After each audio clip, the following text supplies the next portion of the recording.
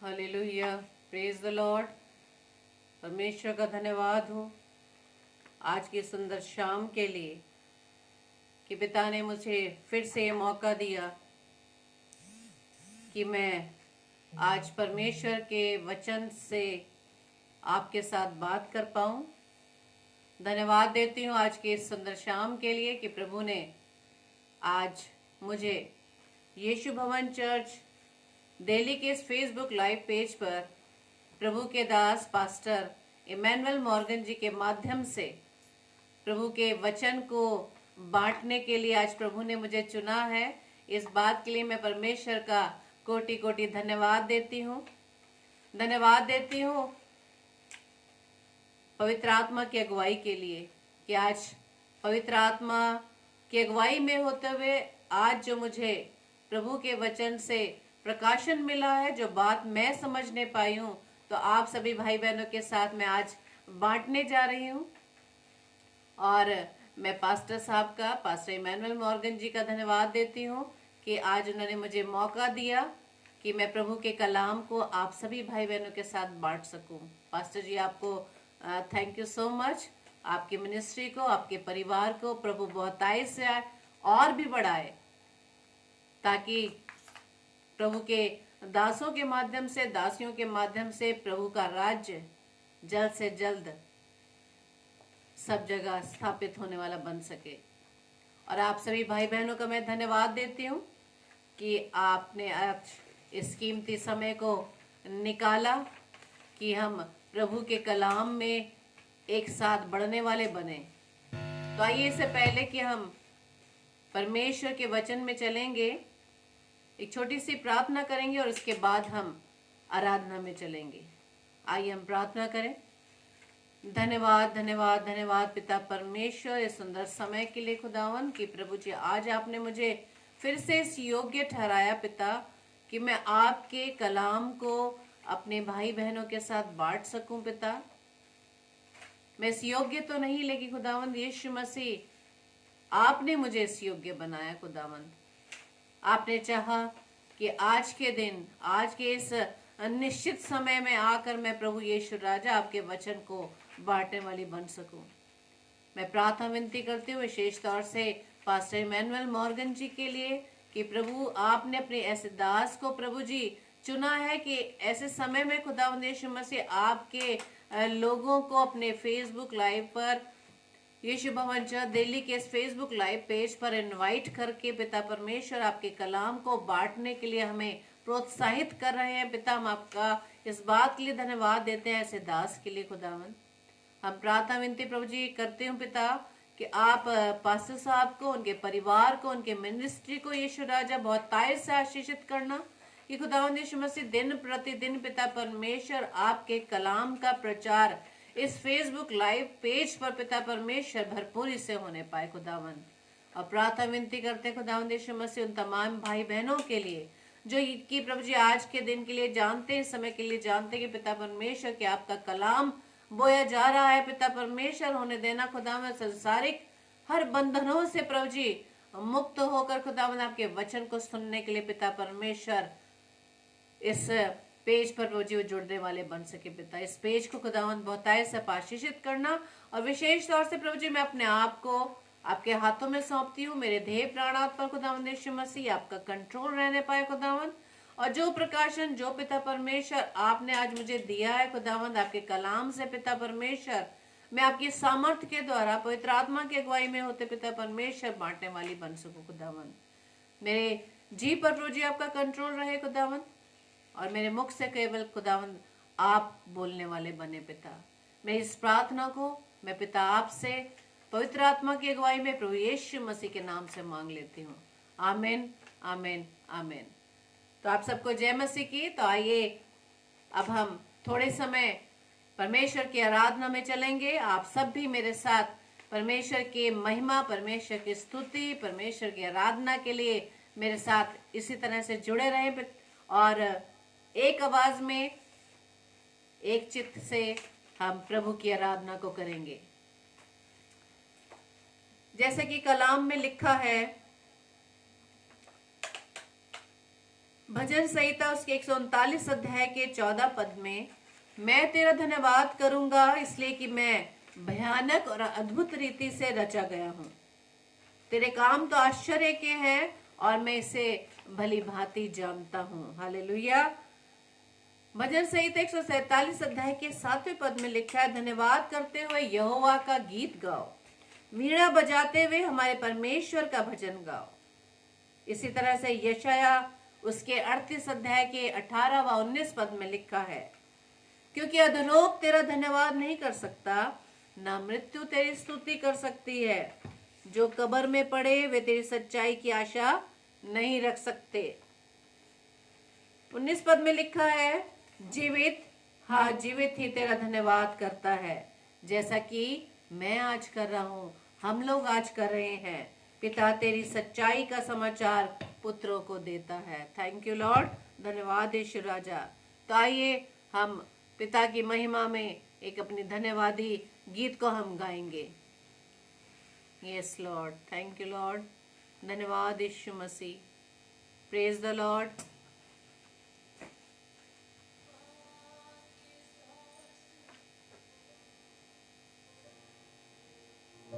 Praise the Lord.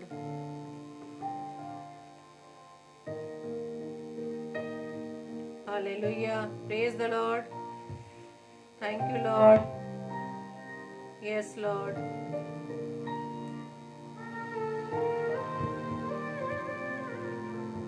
Praise the Lord.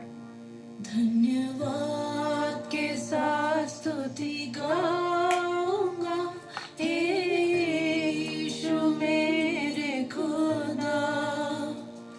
उपकार तेरे हैं बेशुमार, कोटि कोटि स्तुति धन्यवाद। आइए धन्यवाद करें। धन्यवाद के साथ स्तुति गाऊंगा, हे यीशु मेरे खुदा। उपकार तेरे हैं बेशुमार, कोटि कोटि स्तुति धन्यवाद। योग्यता से बढ़ के दिया है अपनी दया से तूने मुझे। योग्यता से बढ़ के दिया है अपनी दया से तूने मुझे। मांगने से ज्यादा मिला मुझे, आभारी हूँ प्रभु मैं। मांगने से ज्यादा मिला मुझे, आभारी हूँ प्रभु मैं। धन्यवाद के साथ स्तुति गाऊंगा, हे यीशु मेरे खुदा। उपकार तेरे हैं बेशुमार, कोटि कोटि स्तुति धन्यवाद। Thank you Lord. Yes Lord, आप ही आदर के योग्य, स्तुति के योग्य, आप महिमा के योग्य खुदावंद। थैंक यू लॉर्ड, धन्यवाद यीशु राजा। Praise the Lord. धन्यवाद।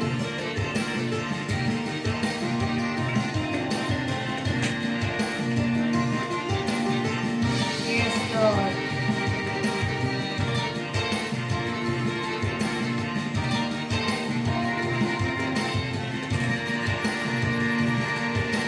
साचा जिंदा खुदा, तुझ पर ही भरोसा मेरा।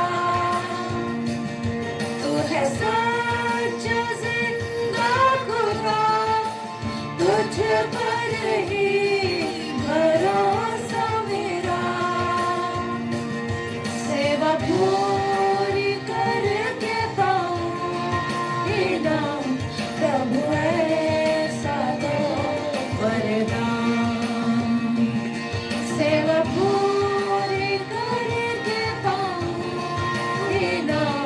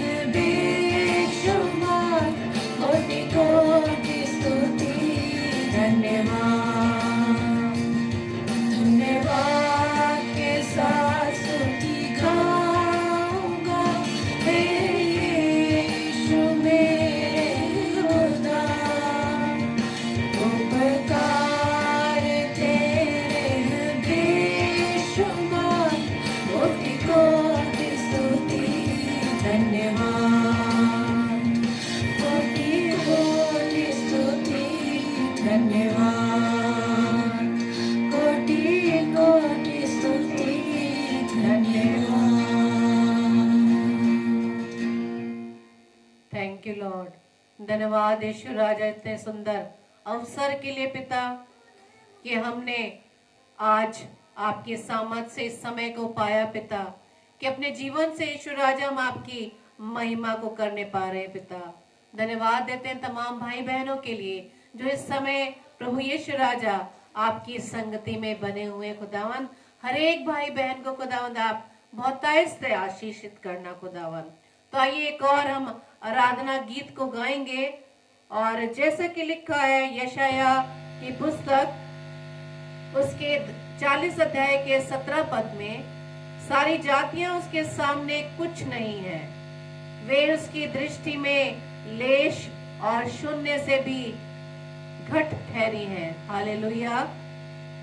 इसी तरह से हम भजन संहिता उसके 100 अध्याय को हम पढ़ते हैं, जिसमें इस प्रकार से लिखा है, हे सारी पृथ्वी के लोगों, यहोवा का जय जयकार करो, आनंद से यहोवा की आराधना करो, जय जयकार के साथ उसके सम्मुख आओ। निश्चय जानो कि यहोवा ही परमेश्वर है, उसी ने हमको बनाया, हम उसी के हैं, हम उसकी प्रजा और उसकी चराई की भेड़ें हैं। उसके फाटकों से धन्यवाद और उसके आंगनों में स्तुति करते हुए प्रवेश करो। उसका धन्यवाद करो और उसके नाम को धन्य कहो, क्योंकि यहोवा भला है, उसकी करुणा सदा के लिए और उसकी सच्चाई पीढ़ी से पीढ़ी तक बनी रहती है। Hallelujah, praise the Lord. तो आइए एक और गीत को हम गाएंगे। थैंक यू लॉर्ड, क्योंकि खुदावंद यीशु यदि हमारे जीवन में है तो सब कुछ, सारी परिस्थितियां चाहे वो विपरीत ही क्यों ना हो, बदल जाएंगी। और यदि यीशु राजा परमेश्वर हमारे जीवन में है, नहीं है, तो कुछ भी नहीं है। तो आइए हम एक और गीत को गाएं। Praise the Lord. Yes Lord. तेरे बिन मैं कुछ भी नहीं, हे खुदावन यीशु, तेरे बिन मैं कुछ भी नहीं। Thank you Lord. तेरे बिन मैं कुछ भी नहीं, तेरे बिन मैं कुछ भी नहीं। हे खुदावन यीशु, तेरे बिन मैं कुछ भी नहीं। गाइए आप मेरे साथ। तू यीशुआ, यीशुआ, करो आराधना। Praise the Lord. हाथों को अपने उठाकर तुझे दूं महिमा। Yes Lord. यीशुआ, यीशुआ, करो आराधना। Praise the Lord. Thank you Lord.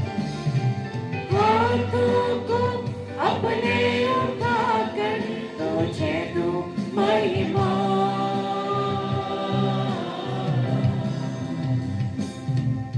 Yes Lord. धन्य है प्रभु जो प्रतिदिन हमारा बोझ उठाता है, वही हमारा उद्धारकर्ता परमेश्वर है। Hallelujah, praise the Lord. Thank you Lord. Yes, thank you Lord.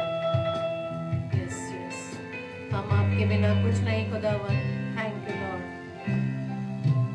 खाली हूँ, भर दे मुझको, है दुआ तुझसे, है दुआ तुझसे।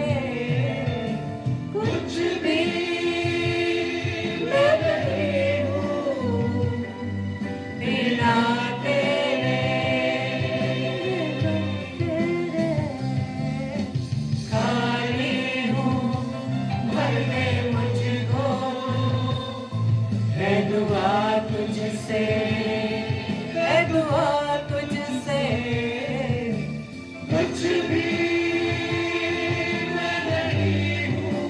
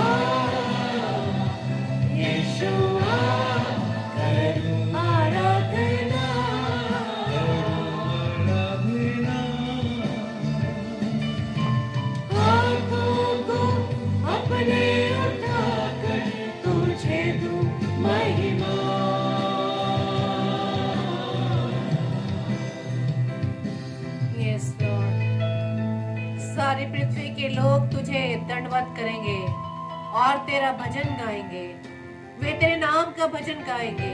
Hallelujah, praise the Lord, thank you Lord, धन्यवाद Yeshu Masih. Yes Lord, thank you Jesus, धन्यवाद। सर को अपने झुकाता हूँ, मैं तेरे हुजूर, मैं तेरे हुजूर बनकर कुर्बानी आता हूँ तेरे हुजूर। Thank you Lord. सर को अपने झुकाता हूँ, मैं तेरे हुजूर, मैं तेरे हुजूर बनकर कुर्बानी आता हूँ तेरे हुजूर। तो यीशुआ, यीशुआ करूँ आराधना। Yes, Lord. हाथों को अपने उठाकर तुझे दूं महिमा। हाथों को उठाकर यीशुआ, यीशुआ करूं आराधना। Yes, Lord. हाथों को अपने उठाकर तुझे दूं महिमा।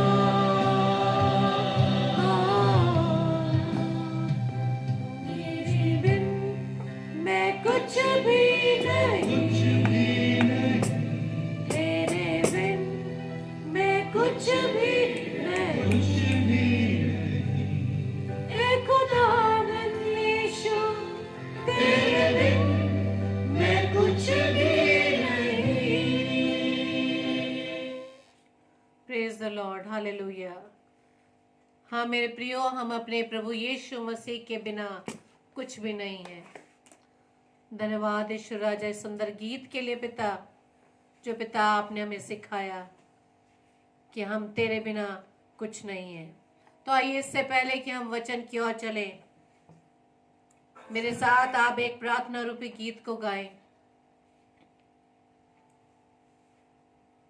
थैंक यू लॉर्ड, धन्यवाद यीशु मसीह। मिट्टी को कुम्हार जैसे हाथों में अपने उठा के, मिट्टी को कुम्हार जैसे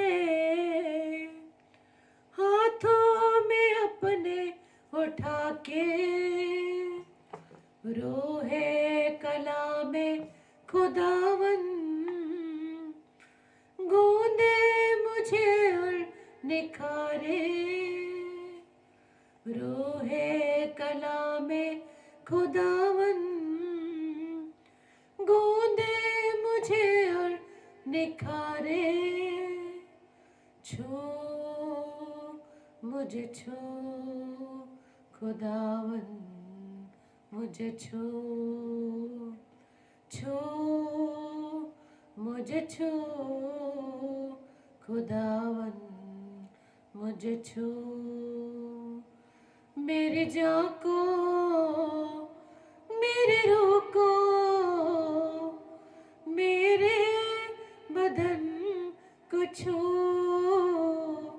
मेरी जान को, मेरे रूह को, मेरे बदन को छू छू।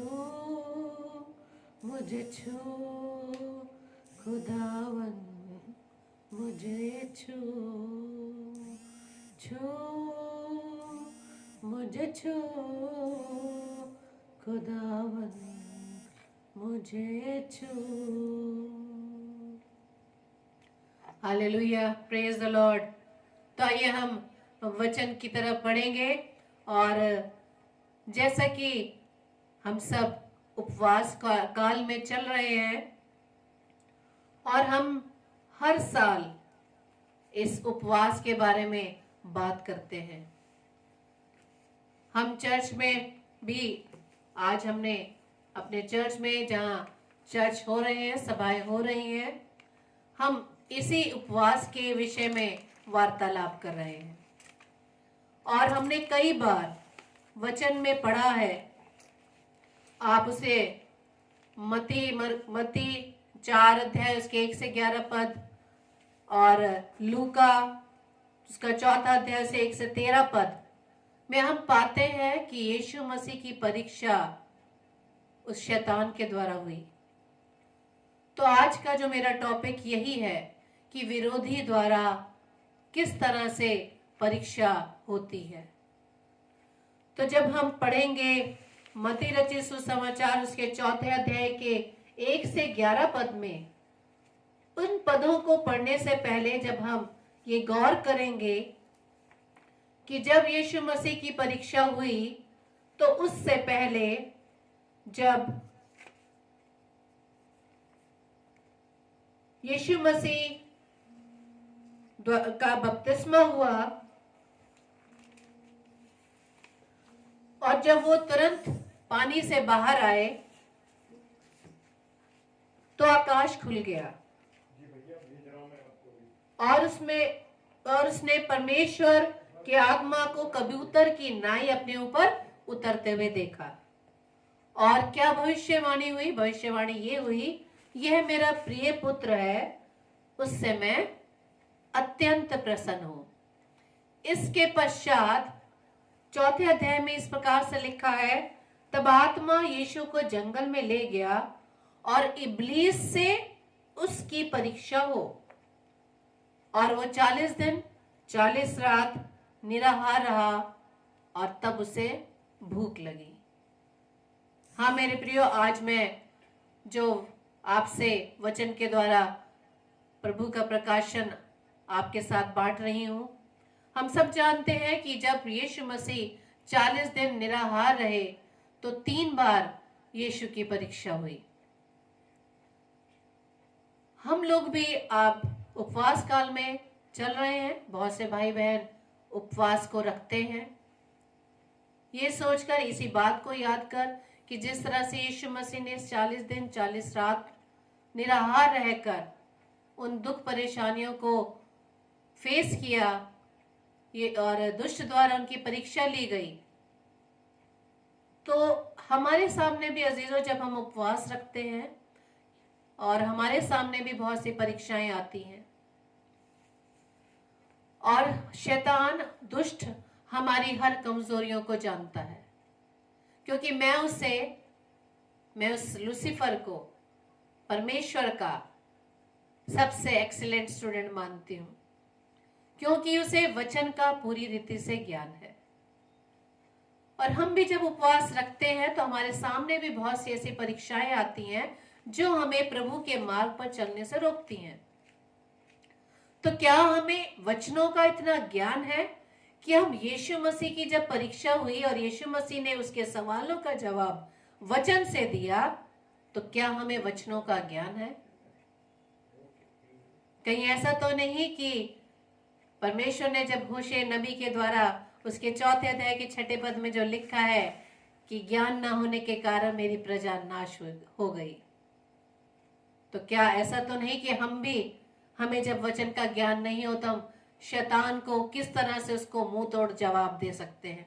कैसे अपनी उस परीक्षा से हम निकल सकते हैं जब तक कि हमें वचन का ज्ञान नहीं हो? क्योंकि यदि हम वचन का ज्ञान रखेंगे तभी हम आगे उस परीक्षा में दिन प्रतिदिन बढ़ते चले जाएंगे। ये सिर्फ उपवास काल के समय की ही बात नहीं, इन 40 दिनों की बात नहीं, जब तक हम इस पृथ्वी पर जीवित हैं, प्रभु के वचन में बने रहेंगे, हमारे सामने दिन प्रतिदिन परीक्षाएं आती रहेंगी। हम सुनते हैं कि हम अपने आसपास या अपने विचारों में इस बात को रखते हैं कि प्रभु के दासों का जीवन बहुत ही सीधा सादा होता है, साधारण होता है। और यदि आज हम बात करें अपने बच्चों की शादी के लिए, तो हम किसी पासवान से अपने बच्चों की शादी करना नहीं चाहते। क्यों? क्योंकि जीवन बहुत साधारण परीक्षाओं से भरा हुआ होता है, और यदि हम राजी हो भी जाते हैं तो हम मेन लाइन चर्च के सेवकों को ढूंढते हैं। लेकिन मेरे प्रियो, जब प्रभु यीशु मसीह आत्मा से भर गए, पवित्र आत्मा से भर गए, तब उसके बाद परीक्षा हुई। तो हम भी अपने जीवन से देखते हैं कि जब हम भी जीवन में अपने, कहते हैं ना कभी कभी कि हम बहुत जब बाइबल पढ़ते हैं, दुआ करते हैं, तो हमारे जीवन में बहुत ही दुख, मुसीबत, परेशानियां आती हैं। हाँ मेरे प्रियो, ये तो आना वाजिब है। तो किस तरह से आप परीक्षा में आप सफल होंगे? जब प्रभु यीशु मसीह की परीक्षा हुई तो सबसे पहला क्वेश्चन दुष्ट के द्वारा क्या हुआ था, जो आप पढ़ सकते हैं लूका में भी, उसके 4 अध्याय में। पहला जब क्वेश्चन पद 3 में, क्या शैतान ने पहली परीक्षा ली, क्योंकि इसमें लिखा है कि जब 40 दिन 40 रात निराहार रहा, तो वहां लिखा है तो उसे भूख लगी। प्रभु यीशु मसीह को भूख लगी। तो भूख लगती है तो हमें कुछ खाने के लिए चाहिए। तो यीशु मसीह की परीक्षा पहली दुष्ट के द्वारा क्या हुई, उसमें जैसे कि 3 पद में लिखा है, यदि तो परमेश्वर का पुत्र है तो इस पत्थर से कहे कि रोटी बन जाए। क्योंकि वो जानता है कि वो परमेश्वर का पुत्र है, वो जो कुछ भी कहेगा हो जाएगा। ये सबसे पहली परीक्षा यीशु मसीह की उस शैतान के द्वारा हुई। तो यीशु मसीह क्योंकि देह रूप में थे, मनुष्य रूप में, हम भी मनुष्य हैं, बहुत से जब हमारे सामने ऐसी परीक्षाएं आती है जो हमारे जीवन के लिए जरूरी तो होती है, लेकिन परमेश्वर की आज्ञा के विरुद्ध में होती है। लेकिन यहाँ पर यीशु मसीह ने वचन से ही उस दुष्ट को क्या जवाब दिया, उस विरोधी को क्या जवाब दिया कि मनुष्य केवल रोटी से जीवित। यीशु ने उसे उत्तर दिया, लिखा है, लिखा है, मनुष्य केवल रोटी से जीवित ना रहेगा। पहली परीक्षा में प्रभु यीशु मसीह ने यह जवाब दिया कि लिखा है, मनुष्य केवल रोटी से जीवित ना रहेगा। इसको हम पढ़ सकते हैं व्यवस्था विवरण उसके 8 अध्याय के 3 पद में। व्यवस्था विवरण 8 अध्याय उसके 3 पद में हम पढ़ सकते हैं। उसमें इस प्रकार से लिखा है कि उसने तुझको नम्र बनाया और भूखा भी होने दिया।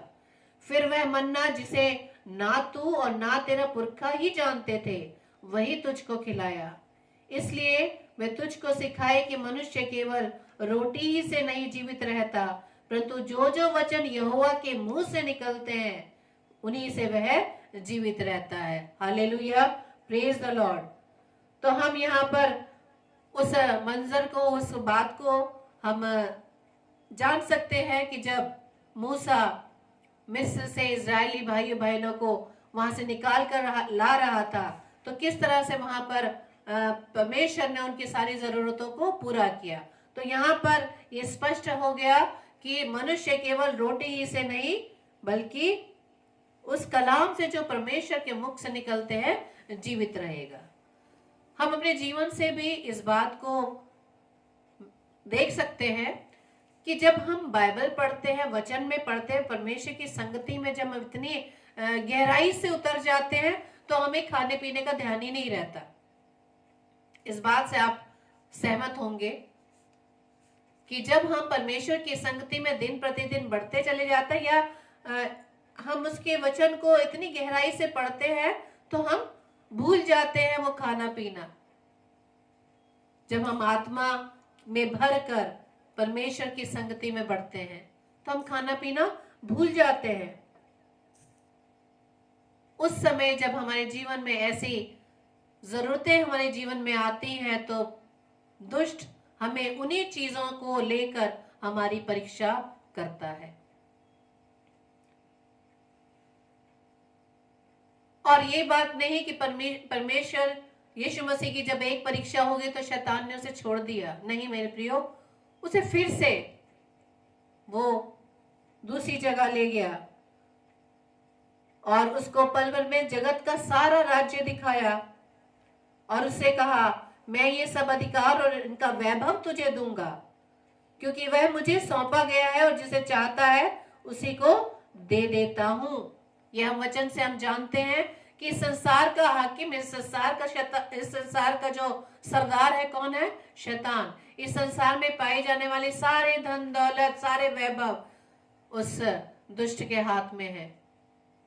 लेकिन प्रियो, जब हम परमेश्वर के लोग परमेश्वर की संगति में दिन प्रतिदिन बढ़ते हैं, उसके वचन को हम थामे रहते हैं, तो प्रभु जो हमें देता है, जो आशीषें देता है, उसमें वो दुख नहीं मिलाता, क्योंकि धन यहोवा ही की ओर से मिलता है और उसमें वो दुख नहीं मिलाता।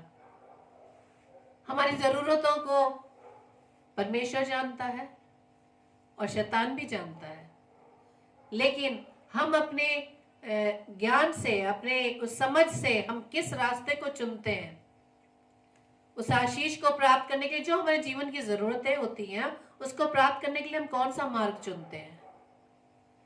हमें अपने जीवन में बस इसी बात को देखना कि हम जो मार्ग चुन रहे हैं वो मार्ग किस ओर जा रहा है।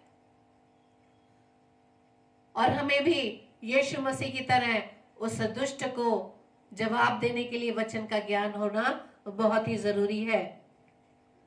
तो जब वो दुष्ट, वो शैतान यीशु मसीह की दूसरी परीक्षा के करने के लिए उस पूरे जगत का उसने वैभव दिखाया और क्या कहा? इसलिए यदि तू मुझे प्रणाम करे तो ये सब तेरा हो जाएगा। यानी कि यीशु मसीह को उसने कहा जब तू मुझे प्रणाम करे, क्योंकि दुष्ट तो जानता है ना कि यीशु मसीह देह धारण करके, परमेश्वर देह धारण करके इस पृथ्वी पर यीशु मसीह के रूप में इस जगत में आया। तो जब अब शरीर में था तो शारीरिक जो भी वस्तुएं जरूरत की थी, प्रभु यीशु मसीह को भी जरूरत थी, उसे भी भूख लगी, वो भी संसार में उसने 33.5 वर्ष तक इस पृथ्वी पर वो रहा। 30 वर्ष तक उसकी तैयारी यीशु राजा की होती रही, लेकिन जब समय परमेश्वर की ओर से निश्चित था कि 30 वर्ष की आयु में जब बपतिस्मा हुआ, तब वो आत्मा से भर गया और तब भविष्यवाणी हुई कि ये मेरा प्रिय पुत्र है, मैं इससे अत्यंत प्रसन्न हूं। और यीशु मसीह की को परीक्षा में इसलिए लाया गया ताकि वो उस परीक्षा में स्थिर रहने वाला बन सके। तो क्या आज हम इस परीक्षा की घड़ी में स्थिर रह पाते हैं? उपवास तो हम रखते हैं प्रियो, क्या इस उपवास के समय में हम अपने आप को पूरी रीति से परमेश्वर की संगति में बनाए रखते हैं? कहीं ऐसा तो नहीं कि हमारे मुख से कुछ गलत बातें निकलती हो, कानों द्वारा कुछ गलत शब्द सुनते हो? उपवास तो रख रहे हैं, लेकिन हमारा ध्यान कहाँ है? इस बात को जानने की बहुत आवश्यकता है मेरे प्रियो, कि इस उपवास काल को तो हम याद करते हैं कि यीशु मसीह उस 40 दिन तक जंगल में रहा, निराहार रहा, 40 दिन 40 रात तक। बहुत सी मुश्किलें उसने सही, लेकिन हम तो बहुत उपवास तो रख रहे हैं, लेकिन बड़े कंफर्ट जोन में रख रहे हैं। इंतजार रहता है कि कब शाम होगी, कब हम खाना खाएंगे। ध्यान तो केवल हमारा खाने पर ही है। लेकिन मेरे प्रियो, जब हम वचन में बने रहते हैं तो हमें खाने और पीने का ध्यान ही नहीं रहता। उस दुष्ट को इसी वचन के द्वारा हम भी हरा सकते हैं। वो प्रलोभन देता है वस्तुओं का, इस संसार की चकाचौंध का। इस संसार की चकाचौंध में हम डूब जाते हैं, क्योंकि मनुष्य ने अपने आप को इतना कमजोर कर दिया है कि वो शैतान के उस मार्ग पर बिना सोचे समझे चलने लगता है। लेकिन इस चकाचौंध के सामने वो भूल जाता है कि जिस मार्ग पर चलना है वो ज्योति का मार्ग है, क्योंकि खुदा ने लिखा, इस वचन में लिखा कि तुम ज्योति की संतान हो। तो फिर हम अंधकार में क्यों जा रहे हैं? यीशु मसीह ने इस दूसरी परीक्षा के समय में क्या जवाब दिया? यीशु मसीह ने क्या उत्तर दिया? लूका 4 उसके 8 पद में, उसमें यह लिखा है कि तू प्रभु अपने परमेश्वर को प्रणाम कर और केवल उसी की उपासना कर। दुष्ट ने कहा मुझे प्रणाम कर, तब मैं तुझे ये सारे वैभव तुझे दे दूंगा। लेकिन यीशु मसीह ने क्या कहा? लिखा है कि तू प्रभु अपने परमेश्वर को प्रणाम कर और केवल उसी की उपासना कर। और जब हम इसी को हम व्यवस्था विवरण उसके 6 अध्याय के 13 पद को पढ़े तो वहां इस प्रकार से लिखा है,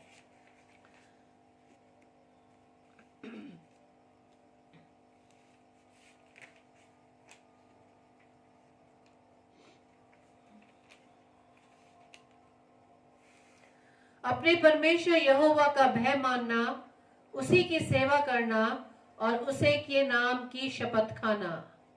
तुम पराये देवताओं के अर्थात अपने चारों ओर के देशों के लोगों के देवताओं के पीछे ना हो लेना, क्योंकि तेरा परमेश्वर यहोवा जो तेरे बीच में है वह जल उठने वाला ईश्वर है। कहीं ऐसा ना हो कि तेरे परमेश्वर यहोवा का कोप तुझ पर भड़के और वह तुझको पृथ्वी पर से नष्ट कर डाले। हालेलुया। तो यहाँ वचन में स्पष्ट है कि यदि हम दुष्ट के मार्ग पर चलेंगे, दुष्ट की परीक्षा में फंस जाएंगे, अभिनय अभिलाषाओं में फंस जाएंगे, तो क्या होगी? अभिलाषा गर्भवती होकर क्या करेगी? पाप को जनेगी, और पाप की मजदूरी क्या है मेरे प्रियो? मृत्यु है। तो यहाँ परमेश्वर ने इस व्यवस्था विवरण की पुस्तक 5 अध्याय उसके 6 अध्याय के 13 पद में 13 से 15 पद में बता दिया है कि यहोवा का मानना और उसी की सेवा करना और उसी के नाम की शपथ लेना। तुम पराये देवताओं के अर्थात अपने चारों ओर के देशों के लोगों के देवताओं के पीछे ना हो लेना, क्योंकि परमेश्वर तेरा परमेश्वर यहोवा जो तेरे बीच में है वो जल उठने वाला ईश्वर है। कहीं ऐसा ना हो कि तेरे परमेश्वर यहोवा का कोप तुझ पर भड़के और वह तुझको पृथ्वी पर से नष्ट कर डाले। Praise the Lord. तो हाँ मेरे प्रियो, प्रभु यीशु मसीह इस परीक्षा में भी सफल हो गए और उसने दुष्ट को यही डांट कर कहा कि लिखा है। हर परीक्षा में यीशु मसीह ने क्या कहा? लिखा है। वचन के द्वारा उस दुष्ट की हर परीक्षा को जो उसने यीशु मसीह के लिए उस परीक्षा में यीशु राजा सफल होता चला गया।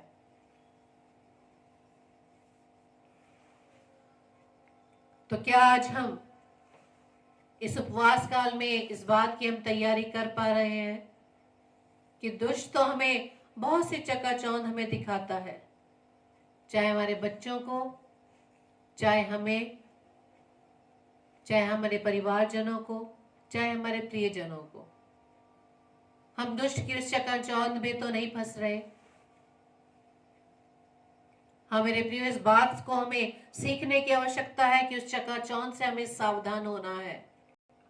कई बार हमारे जीवन में हमारी इच्छाएं पूरी नहीं होती, हम प्रभु से जो मांगते हैं वो पूरी नहीं हो रही, लेकिन दुष्ट दूसरों के द्वारा हमारे कान में कुछ ऐसी विरोध की बातें डाल देता है जो परमेश्वर के विरोध में जाती है।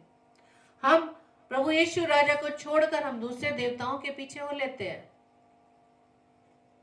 अपने समाज में भी देख सकते हैं, अपने लोगों को देख सकते हैं, अपने भाई बहनों को आप देख सकते हैं मेरे प्रियो, कि वो प्रभु से तो दूर हो गए, नाम को तो वो मसीह हैं, लेकिन उनके कार्य मसीह को प्रसन्न करने वाले नहीं है। बल्कि हमारा परमेश्वर कैसा है? जल उठने वाला ईश्वर है, क्योंकि हमारे परमेश्वर ने हमें इतना प्रेम किया कि उसने अपने इकलौते पुत्र को इस पृथ्वी पर भेज दिया, सिर्फ हमारी खातिर, हमारी गुनाहों की खातिर, हमारे उद्धार के लिए।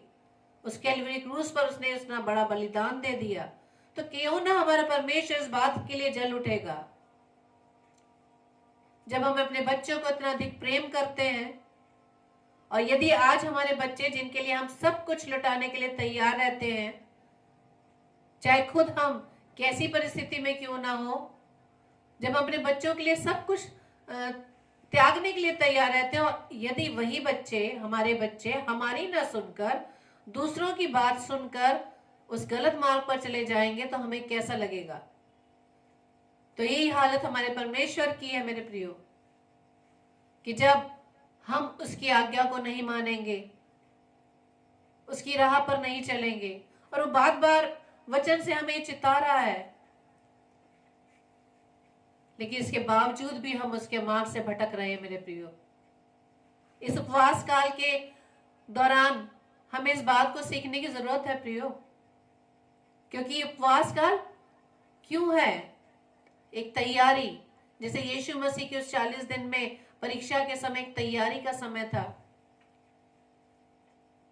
तो इस तैयारी के समय में भी हमें इस बात से अलर्ट होना है कि जिस बात को प्रभु ने हमें मना करने के लिए कहा है, हम अपनी अभिलाषाओं में फंसकर उस बात को मान लेते हैं जो हमारे प्रभु को भाता नहीं। क्योंकि लिखा जैसे व्यवस्था विवरण उसके 6 अध्याय के 15 पद में, क्योंकि परमेश्वर यहोवा जो तेरे बीच में है वो जल उठने वाला ईश्वर है, कहीं ऐसा ना हो कि तेरे परमेश्वर यहोवा का कोप तुझ पर भड़के और वो तुझको पृथ्वी पर से नष्ट कर डाले। फिर हम क्यों कहते हैं कि हमारा ये कार्य नहीं हो पा रहा, हमारी प्रार्थना सुनी नहीं जा रही? हम चाहते तो हैं कि हम जो मांग रहे हैं वो सब कुछ ईश्वर पूरा कर दे, लेकिन हम क्या ईश्वर की कौन सी आज्ञा को मान रहे हैं? हमारे पास जरा सी कोई परीक्षा आती है तो हम उसमें डगमगा जाते हैं। 40 दिन की बात है मेरे प्रियो, 40 दिन और रात। हम तो सिर्फ दिन दिन में ही भूखे रहते हैं। मेरा प्रभु तो 40 दिन और रात, 40 दिन और रात, 12 घंटे नहीं, 24 घंटे, 24 घंटे को 40 से मल्टीप्लाई कर ले। उपवास करने के तरीके बहुत अलग अलग हैं, अपनी सुविधा अनुसार हम उपवास रख रहे हैं। कोई भी समय अपने अनुसार निश्चित कर लेते हैं। कोई कहता है पानी पी सकते हैं, कोई कहता है चाय ले सकते हैं, कोई कहता है एक ही टाइम खाना हम खा सकते हैं। अपने अनुसार हमने उस समय को निश्चित कर लिया है। तो हमारा कैसा उपवास है मेरे प्रियो? हमारे प्रभु यीशु, इसी को तो हम याद करके हमने इसे अपनाया हुआ है कि इस 40 दिन में हम उपवास रखते हैं। तो क्या यीशु मसीह की तरह हम 40 दिन रात निराहार रहते हैं? निराहार हम तभी रह सकते हैं जब पवित्र आत्मा की अगुवाई में हम परमेश्वर की संगति में बने। हाँ मेरे प्रियो, इस 2 परीक्षा में प्रभु यीशु मसीह ने शैतान को जवाब दिया। आज हमारे पास क्या जवाब है शैतान को देने के लिए? हम तो उसके बाद में उसके बहकावे में आ जाते हैं। वो प्रलोभन देता है, जैसे उसने हवा को प्रलोभन दिया, मन भाऊ है, स्वादिष्ट है, देखने में अच्छा है। तो आज वो भी हमारी आंखों की अभिलाषा, इस संसार की चकाचौंध को हम देखते हैं और उसमें फंसते चले जाते हैं। उस चकाचौंध में हमारी आंखें ऐसी बंद हो जाती हैं, भूल जाते हैं हम कौन से रास्ते पर जा रहे हैं। और जब कभी हम आपस में विचार करते हैं, बात करते हैं, अरे इस फलाने व्यक्ति को देखो कितना दिन प्रतिदिन वो बढ़ता चला जा रहा है, कितनी तरक्की कर रहा है। उसकी तरक्की हम देख रहे हैं, लेकिन उसके जीवन को हम नहीं देख रहे कि उसका जीवन क्या प्रभु में है, क्या वचन की संगति में वो बना रहता है। हम उस तरक्की को देखकर उसके मार्ग पर चलने लगते हैं।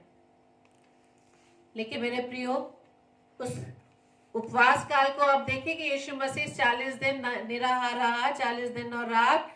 उस 40 दिन और रात में कैसी परीक्षाएं उसने जंगल में रहकर सही होंगी। जंगल में, हम घर में हैं, कहा ना कंफर्ट जोन में है हम लोग, तो भी बहुत बड़ा घमंड करते हैं कि उपवास रखा है हमने।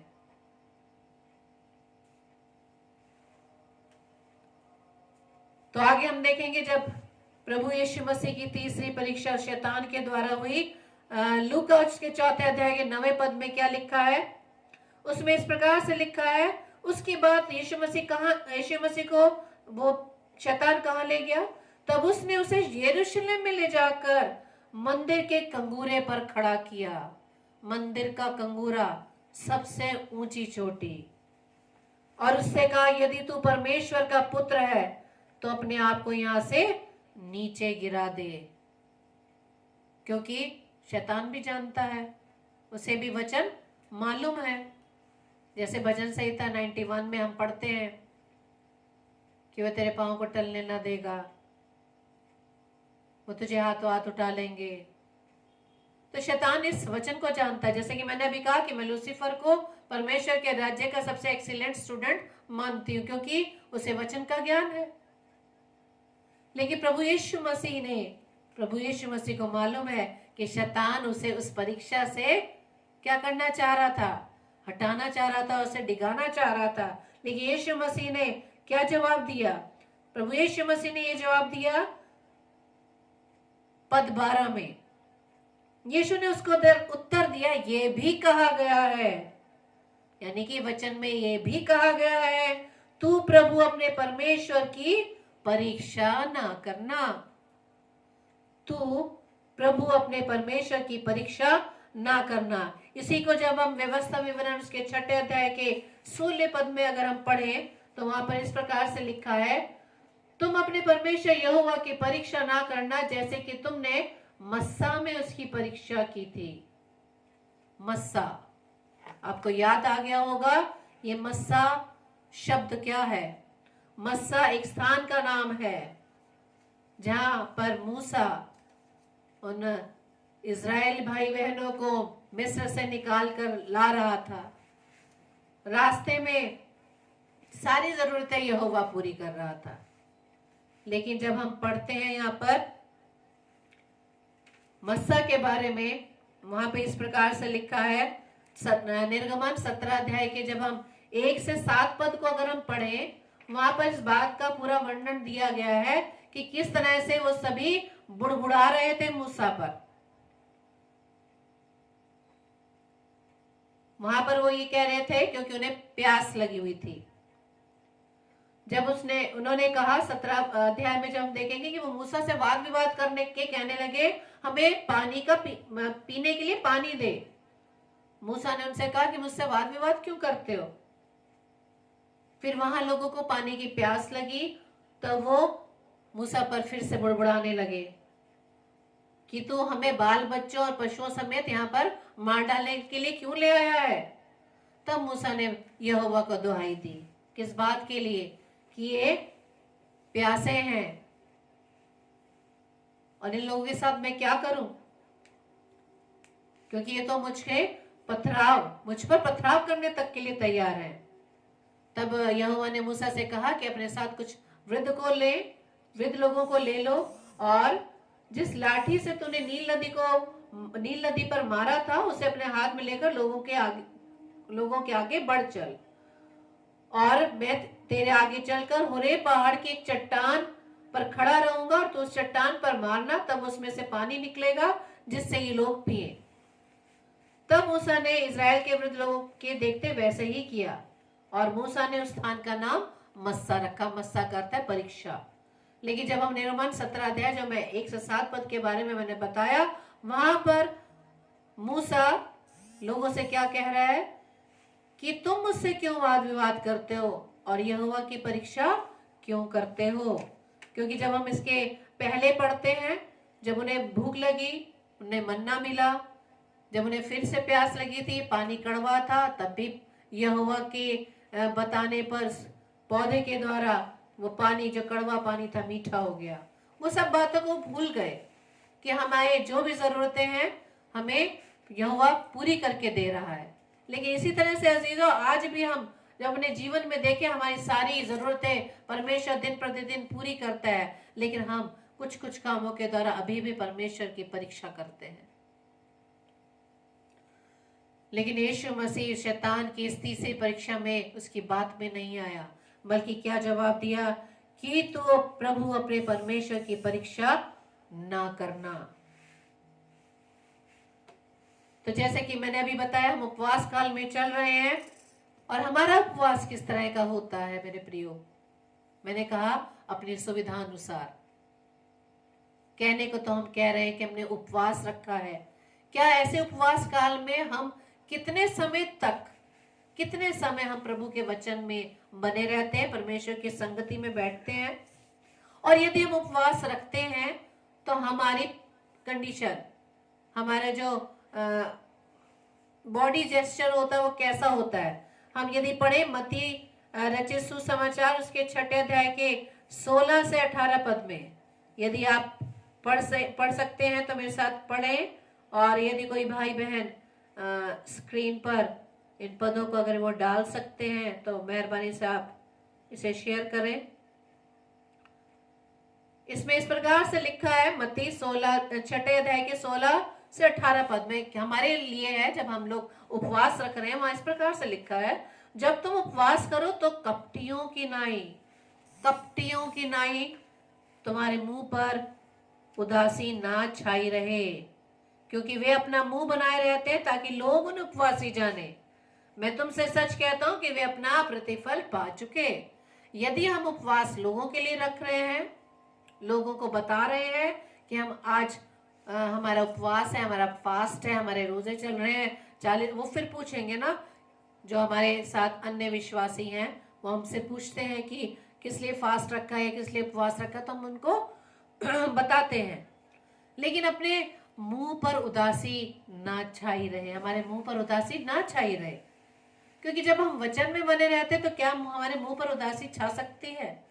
तो वो मुंह पर उदासी छाना में सामने वाला हमें पूछे, वे आज क्यों उदास हो तुम, तो हम उसे फिर बताएंगे कि आज हमने उपवास रखा है। तो जब हम यदि अपने मुंह पर हम उदासी को लाएंगे और अपना मुंह बनाएंगे और लोग जानेंगे कि हम उपवासी हैं, तो उसमें वचन में लिखा है कि वे अपना प्रतिफल पा चुके, रिवॉर्ड पा चुके, बाद में कोई रिवॉर्ड नहीं है। अगर आप लोगों को दिखाने के लिए उपवास कर रहे हैं तो आप रिवॉर्ड पा चुके, परमेश्वर से कोई रिवॉर्ड नहीं मिलेगा, क्योंकि आगे लिखा है 18 पद में, मत्ती 6:18 में, ताकि लोग नहीं परंतु तेरा पिता जो गुप्त में है तुझे उपवासी जाने। पिता के अलावा किसी को ना पता चले कि आप उपवासी हैं। इस दशा में तेरा पिता जो गुप्त में देखता है तुझे प्रतिफल देगा। इन दोनों पदों से हमने स्पष्ट हो गया मेरे भाई बहनों कि जब हम उपवास रखते हैं तो पद 16 में क्या लिखा है और पद 18 में क्या लिखा है। पद 16 में यदि हम लोगों को बताते हैं, मुंह पर उदासी लाते हैं ताकि लोग जान सके कि हम उपवासी हैं, तो हम अपना प्रतिफल पा चुके। लेकिन पद 18 में प्रभु हमें फिर से बता रहा है कि लोग नहीं परंतु तेरा पिता जो गुप्त में है तुझे उपवासी जाने। इस दशा में तेरा पिता जो गुप्त में देखता तुझे प्रतिफल देगा। इंग्लिश में इस प्रकार से लिखा है, that thou appear not to men to fast, but to thy father who is in secret, and thy father who seeth in secret will repay thee। उन लोगों को प्रतिफल देगा। और इसी तरह से जब हम पढ़ेंगे यशायाह उसके 58 अध्याय के 5 और 10 पद में, 5 से 10 पद में, वहां पर लिखा है कि आप जो उपवास रखते हैं तो परमेश्वर किस प्रकार के उपवास से हमें प्रसन्न रहता है। 58 अध्याय उसके 5 से 10 पद में, जिसमें परमेश्वर ने वहां पर वर्णन किया है कि हमें दीन बनना है, नम्र बनना है, उदार बनना है, ज्योति के समान बनना है। क्यों? क्योंकि हम ज्योति के संतान हैं। यदि हम ज्योति के संतान हैं तो हमारे जीवन से दूसरों को रोशनी दिखाई देनी चाहिए ताकि वो अंधकार से निकलकर उस ज्योति के साथ साथ चलने पाए। आमीन, प्रेज द लॉर्ड। तो हम यशायाह उसके 58 अध्याय के 5 से 10 में हम पढ़ेंगे, जिसमें इस प्रकार से लिखा है, जिस उपवास से मैं प्रसन्न होता हूँ, पिता कह रहे हैं कि जिस उपवास से मैं प्रसन्न होता हूँ, अर्थात जिसमें मनुष्य स्वयं को दीन करे, स्वयं को दीन करे। क्या तुम इस प्रकार करते हो? उपवास तो हमने रख लिया, क्या हम लोगों के प्रति हमारे मन नम्र हैं, दीन हैं? या इस प्रकार से करते हो? क्या सिर को झाऊ के समान झुकाना, अपने नीचे टाट बिछाना और राख फैलाने को तुम उपवास और यहोवा को प्रसन्न करने का दिन कहते हो? हाँ मेरे प्रियो, इसमें स्पष्ट प्रभु ने बता दिया है कि क्या उपवास इसी को कहते हैं, टाट बिछाना, राख लगाना, या हमारे मन में, हमारे हृदय में दूसरों के प्रति नम्रता और दीनता रहना। आगे और लिखा है इस प्रकार से कि जिस उपवास से मैं प्रसन्न होता हूं वह क्या यह नहीं कि अन्याय से बनाए हुए दासों और अंधेर सहने वालों का जुआ तोड़कर उनको छुड़ा लेना और सब जुओं को टुकड़े टुकड़े कर देना। क्या ये नहीं है कि अपनी रोटी भूखों को बांटना, अनाथ और मारे मारे फिरते हुओं को अपने घर में ले आना, किसी को नंगा देखकर वस्त्र पहनाना और अपने जाति भाइयों से अपने को ना छिपाना। छिपा रहे हैं ना हम लोग जाति भाइयों से, तो हम ज्योति कैसे बनेंगे मेरे प्रियो। 10वें पद में ये लिखा है कि उदारता से भूखे की सहायता करें, दीन दुखियों को संतुष्ट करें, तब अंधेरे में तेरा प्रकाश चमकेगा और तेरा घोर अंधकार दोपहर का सा उजियाला हो जाएगा। आमीन, प्रेज द लॉर्ड। आगे लिखा है वचन में कि यहोवा तुझे लगातार लिए चलेगा यदि तू इस तरह से उपवास रखेगा। आपका उपवास मेरे प्रियो इस तरह से होना चाहिए, सिर्फ 2 टाइम की रोटी छोड़कर नहीं। उपवास हम रखते हैं अपनी तैयारी के लिए कि हम आत्मा में भरकर प्रभु के वचन में हम बने रहें, अपनी तैयारी के लिए, ताकि हम दुष्ट की हर चाल को विफल कर सके मेरे प्रियो। इसी तरह से जब हम पहला पत्रस उसके 5 अध्याय के 6 पद में जब हम पढ़ते हैं, वहां पे इस प्रकार से लिखा है, इसलिए परमेश्वर के बलवंत हाथ के नीचे दीनता से रहो, जिससे वह तुम्हें उचित समय पर बढ़ाए। आमीन, praise the Lord. Be you humbled therefore under the mighty hand of God, that he may exalt you in the time of visitation. समय पर वो बढ़ाएगा, आपके समय पर नहीं मेरे प्रियो, आप जब चाहें तब नहीं। हमारा परमेश्वर जब हमें देख लेगा, हम अपनी परीक्षा में सफल हो जाएंगे, तब वो उचित समय पर हमें बढ़ाएगा। आमीन, प्रेज द लॉर्ड। और इसी तरह से परमेश्वर कैसा उपवास हमसे चाहता है, योएल नबी की पुस्तक उसके 2 अध्याय के 12 व 13 पद को जब हम पढ़ते हैं, उसमें इस प्रकार से लिखा है, तो अभी यहोवा की वाणी है, अभी भी सुनो। तो अभी यहोवा की वाणी है, अभी भी सुनो।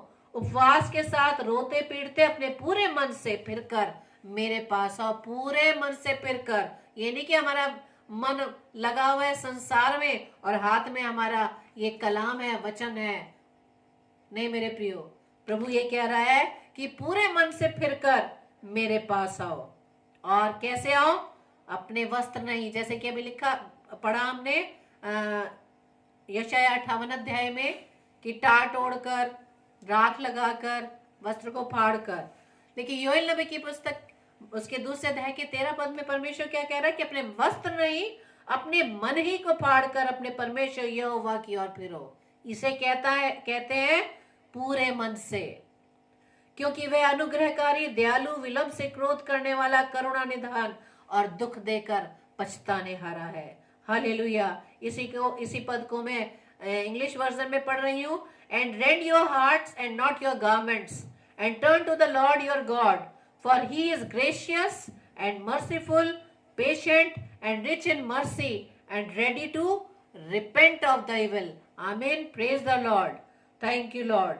और यदि हम इसी तरह से परमेश्वर की आज्ञा के अनुसार अपने मन को ही फाड़कर परमेश्वर के पास आएंगे, तो परमेश्वर हमारी हर गुनाहों को, हर हमारी उन कमजोरियों को हमारे जीवन से निकाल लेगा मेरे प्रियो। और हम इसी तरह से यीशु मसीह जब अपने परीक्षा में सफल हो गया, तब उसने क्या कहा मेरे प्रियो? मत्ती रचित सुसमाचार उसके 4 अध्याय के 10वें व 11वें पद में क्या लिखा है? मत्ती 4, 10, 11 उसमें इस प्रकार से लिखा है मेरे प्रियो कि जब यीशु मसीह उन तीनों परीक्षाओं को सफल कर गया और उसने दुष्ट को वचन के द्वारा से जब उसकी हर बात को काट दिया, तब यीशु मसीह ने क्या कहा?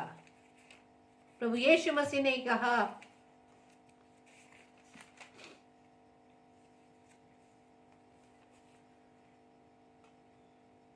तब यीशु ने उससे कहा, हे शैतान दूर हो जा, क्योंकि लिखा है तू प्रभु अपने परमेश्वर को प्रणाम कर और केवल उसी की उपासना कर। तब शैतान उसके पास से चला गया और देखो स्वर्गदूत आकर उसकी सेवा करने लगे। आमीन, प्रेज द लॉर्ड। हाँ मेरे प्रियो, जब हम अपने जीवन में अब उपवास काल में बहुत सी परीक्षाओं में जब हम सामना करते हैं, तो प्रभु हमें उसमें से निकालने के लिए सामर्थ्यवान है, यदि हम परमेश्वर के इस वचन को हम थामे रहें। और जब हम लूका 4 अध्याय के इसी पद को पढ़ेंगे कि किस तरह से यीशु मसीह ने शैतान को डांट कर भगा दिया। जब शैतान सब परीक्षा कर चुका, तब कुछ समय के लिए उसके पास से चला गया। तो आप ये भी जान लीजिए कि शैतान हमेशा के लिए नहीं जाता, कुछ समय के लिए। जब हम परीक्षा में सफल हो जाते हैं, प्रभु के वचन को थामे रखते हैं, तभी शैतान हमारे जीवन में नहीं टिक पाता। वो हमें प्रभु के मार्ग से हमें नहीं हटा सकता।